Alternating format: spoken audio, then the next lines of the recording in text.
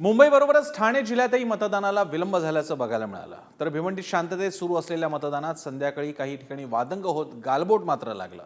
विद्यमान खासदार कपिल पाटलांना मतदारांनी घेराव घातला होता। बघूयात या संदर्भातला रिपोर्ट।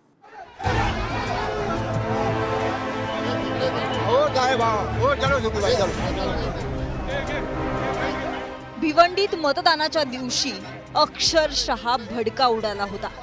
शांततेत सुरू असलेल्या मतदानाला सायंकाळी काही ठिकाणी वादंग झाल्यानं गालबोट लागलं। भाजपा उमेदवार कपिल पाटील भेट देण्यासाठी ईदगाह मतदान केंद्राला पोहोचले होते।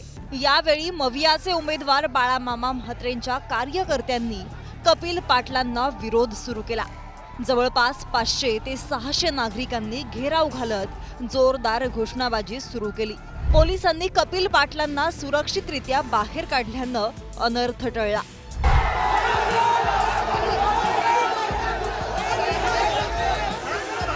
अभी कपिल पाटिल का इधर पे क्या काम है? बाले मामा आपकी बार, बाले मामा जिंदाबाद। भिवंडीतील अल्पसंख्याक बहुल खंडूपाडा मतदान केंद्रावर प्रचंड गर्दी झाली होती। इथं बोगस मतदान होत असल्याच्या तक्रारी भाजपा उमेदवार कपिल पाटलांपर्यंत पोहोचल्या। त्यामुळे कपिल पाटील तातडीनं मतदान केंद्रावर धडकले। मतदान केंद्रावर मतदारांऐवजी इतर नागरिक अधिक होते। त्यामुळे कपिल पाटलांनी मतदान केंद्रावरील गर्दी बाजूला करण्याचा प्रयत्न केला। यावेळी कपिल पाटलांनी अधिकाऱ्यांना जाब विचारत धारेवर धरलं।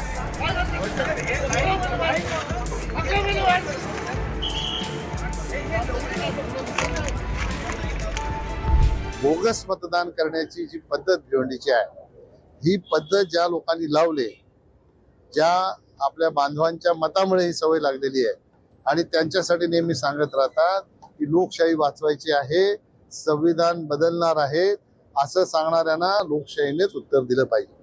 एकतर बोगस मतदान वगैरे काही नाही। कपिल पाटीलच्या पायाखालची वाळू सरकलेली आहे।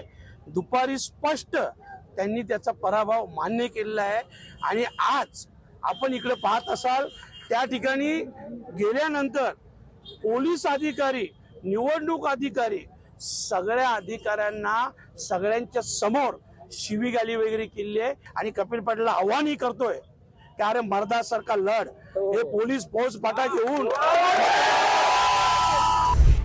भिवंडी शहरातील अनेक मतदान केंद्रावर कमालीचा घोळ केलेला पाहायला मिळाला। बॅलेट मशीन उलट्या क्रमाने लावल्यानं मतदारांचा गोंधळ उडाल्याचं दिसून आलं। या प्रकरणावरून अपक्ष उमेदवार निलेश सांबरे यांनी गंभीर आरोप केले। विरोधक इतके घाबरून गेले होते की त्यांनी मशीनीचा नंबर 1 पासून असतो तो 17 ते पहिली मशीन ठेवली होती। त्यांनी बूथ लेवलला अनेक अधिकाऱ्यांना मॅनेज करून अशा प्रकारे दुर्दैवी कृती केली होती। परंतु आम्ही निवडणूक आयुक्तांशी बोललो, इथल्या निवडणूक अधिकाऱ्यांशी बोललो, जाधव साहेबांशी। त्यांनी वेळोवेळी सूचना दिल्या, परंतु जिथून जिथून तक्रारी यायच्या तिथून बोलायला लागायचं। म्हणजे जाणीवपूर्वक हा केलेला प्रयत्न होता कपिल पाटलांचा। तो आम्ही त्यांची कीव येते त्याबाबत का अशा प्रकारे कृती कुठे करायची असते का खासदारकीची निवडणूक लढत असताना। कल्याण लोकसभा मतदारसंघातही संथ गतीनं मतदान सुरू होतं। मुंब्रा परिसरात अनेक मतदान केंद्रावर लांबच लांब रांगा लागल्या होत्या। यावरून शरद पवारांच्या राष्ट्रवादीचे आमदार जितेंद्र आव्हाडांनी संताप व्यक्त केला। बोगस मतदान जोरदार चालू आहे। शासकीय यंत्रणा हातात धरलेले आहेत। जिथे मतदान आपल्याला कमी होणार आहे माहिती आहे, तिथे मशीन स्लो केल्या गेल्या आहेत। हे सगळं आमच्या लक्षात येतं। निवडणूक अधिकारी मुद्दामून प्रोसेस स्लो करता आहेत आणि हा जाहीर आरोप करतोय। डोंबिवलीत मतदार यादीत नाव नसल्यानं मतदार चांगलेच हैराण झाले होते। मतदान न करता अनेकांना आल्या पावली घरी परतावं लागलं। यावरून भाजप नगरसेवक शैलेश धात्रक यांनी प्रशासनाला धारेवर धरलं। जवळजवळ 20% लोक आहेत, त्यांची नावच सापडत नाहीये। कोणाची नावं आहेत तर कोणाची नाही आहेत, पण माझ्या मते 20% आम्ही तर हैराण झालोय, कोणाचीच नावं मिळत नाहीये। प्रशासनाच्या भोंगळ कारभारामुळे झाले का? 100% प्रशासनाच्या भोंगळ कारभारापायी कोणाची नावं मिळत नाहीये। जी लोक बिल्डिंग मध्ये राहतात वर्षानुवर्ष त्यांची पण नावं गायब झालेली आहेत। तुमचं नाव मिळालंय? नाही मिळाले। माझं आणि माझं मिसेसचं नाव नाही आहे, माझ्या मुलगाचं नाव आलेलं आहे। आम्ही वोटिंग करू शकत नाही आणि हे एवढे ऍडव्हर्टाइजमेंट केलेले आहे, सर्वांनी वोट करायचा, वोट करायला मोकाच देत नाही, म्हणजे आम्ही वोट कशा करू शकतो? माझं पण नाव सापडलं नाही आणि अशा ज्या प्रक्रियेने मतदान होणार असेल तर ते बरोबर नाहीये. भिवंडी लोकसभा मतदारसंघात येणाऱ्या बदलापुरातील कात्रप येथे ईव्हीएम मशीन बंद पडलं होतं. त्यामुळे तब्बल पाऊण तासाहून अधिक काळ मतदारांचा खोळंबा झाला होता. ईव्हीएमच्या बॅटरीमध्ये बिघाड झाल्याचं स्पष्टीकरण झोनल अधिकाऱ्यांनी दिलं.